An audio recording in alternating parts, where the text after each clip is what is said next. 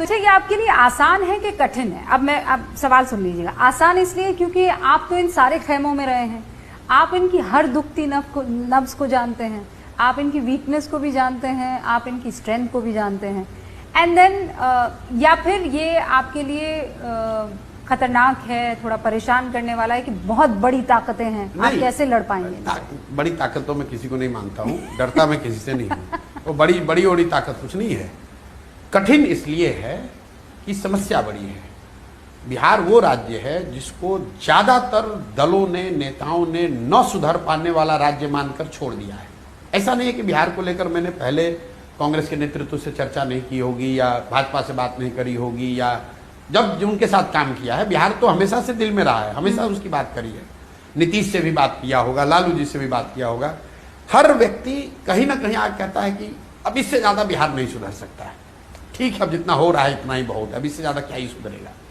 एक तरह से एक नोशन बन गया है बिहार और बिहारी कि मतलब ये लोग मतलब नहीं सुधरने वाले, इसको इससे बेहतर नहीं बनाया जा सकता है। उस नजरिए से बहुत बड़ी चुनौती है। लेकिन कोई यहाँ दल बड़ा है, कोई नेता बड़ा है, उससे मैं डरता हूँ, वो कोई डर नहीं है। डर ये है कि जो मैं कहता हूँ कि बिहार जितना आंकड़ों में गरीब है, उससे जमीन पर बहुत ज्यादा गरीब है।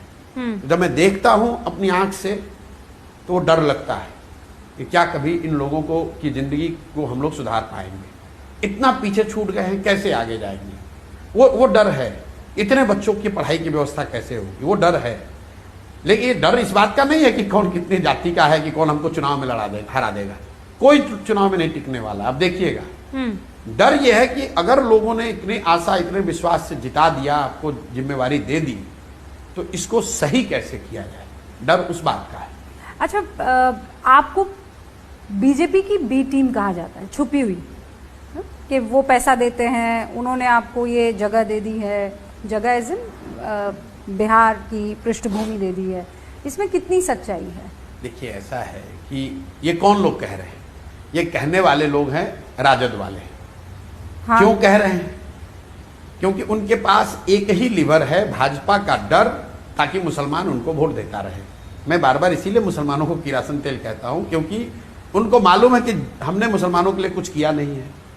आरजेडी को ये मालूम है कि उन्होंने मुसलमानों के लिए कुछ नहीं किया है, सिवाय भाजपा का डर दिखाने का।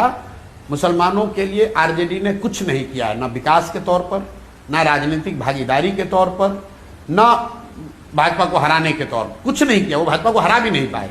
लेकिन डर एक मुसलमानों को के मन में बैठा दिया। अब उनको ये लग रहा है कि अगर कोई नया विकल्प बन जाए तब तो ये लीवर काम करेगा नहीं। तो मुसलमानों को डर को जिंदा रखने का एक उपाय क्या है कि भाई भाजपा का बी टीम है। भाई आपके पास प्रमाण क्या है?